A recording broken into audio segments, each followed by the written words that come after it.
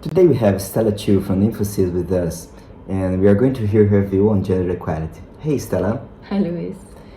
what do you think of gender equality in your current environment?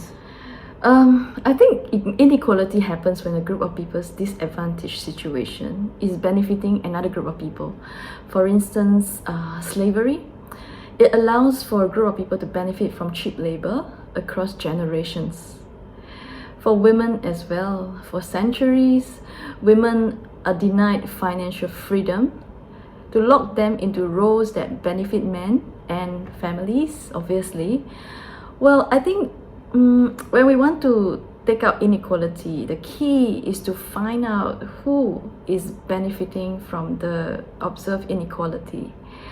In Singapore, actually, at the workplace, we have achieved a very good level of male and female equality, where pay scale, job level, opportunities does not differ between gender very much. This is because the standard of living in Singapore makes single income family difficult, such that the advantages of giving women financial freedom outweighs keeping her at home. In fact, it is even better if this woman is making more money and having a better position than a man in another household. So, what's your view of work-life balance for the women at the workplace? I think a lot of women push themselves harder than their male counterparts to prove that they are not distracted by their family obligations. As a society, we need to be aware of this and encourage women to pace themselves fairly according to their own situation. I have been coaching my female employees as such. If this year you find that you need to take it easy at work and look after your young children, you should do so. Because the company actually values your input for more years than having you burn yourself out.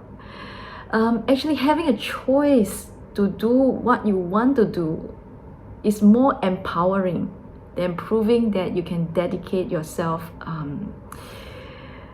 unconditionally to your job.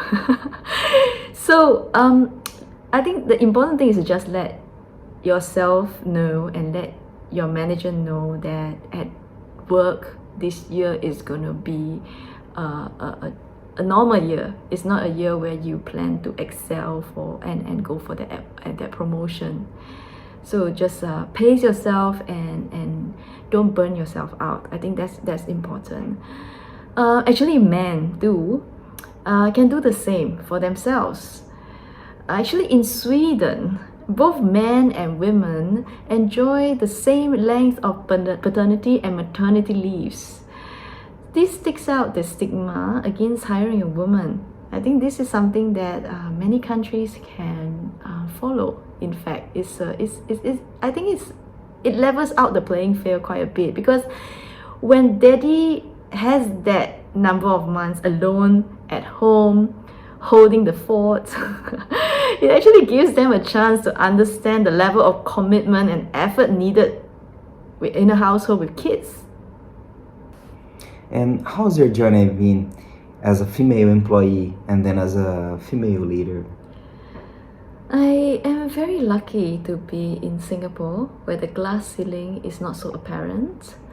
I have also been in leadership positions in China, where the advantage of being a man at the workplace is even less due to the communist ideology.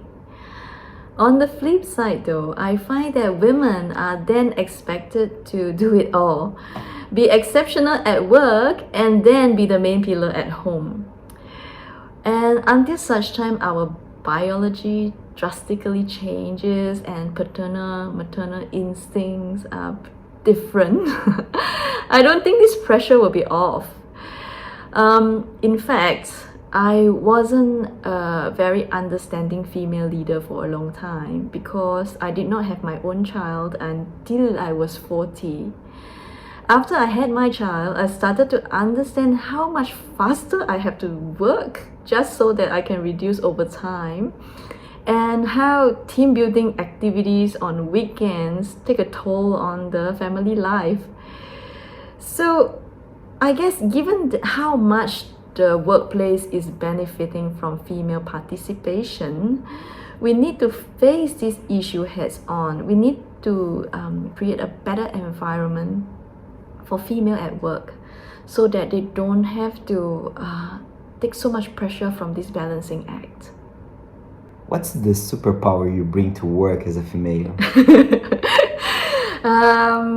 I think I have two superpowers. First one, I am nurturing. I find that throughout my journey, I nurture my peers, I nurture my employees. I genuinely want them to grow and succeed, and my motherly instincts kicks in to soothe them when they have failures and to applaud their growth. I think also my second superpower is that I have less ego.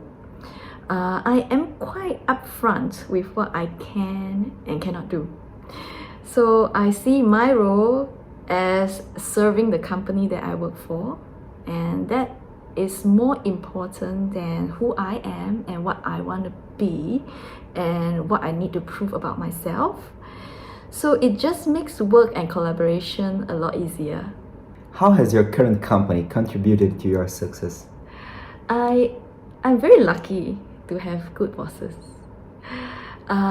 It really helps to have bosses who are clear on the goals and objectives and who measure your contributions and efforts efficiently. This actually is the Infosys company culture as well, to provide an environment for the employees to do well. It actually also helps that my bosses have had hands-on experience earlier in their career. This means they actually understand the situation on the ground and they can judge very well on what is doable and what is not, and they can appreciate creativity and effort that the employees bring to the table. So, any parting words for the audience? I think male or female, it is important for us to understand where our strength lies and to utilize that strength to serve. Identifying weaknesses is important in that you don't go and sabotage a project by doing something that you cannot do. However, the most efficient way to progress, I think, is to share your strengths with your colleagues, your company, and the community. Thank you very much, Stella. Thank you, Luis. Thank you very much for allowing me to share my experience. I hope this has been helpful.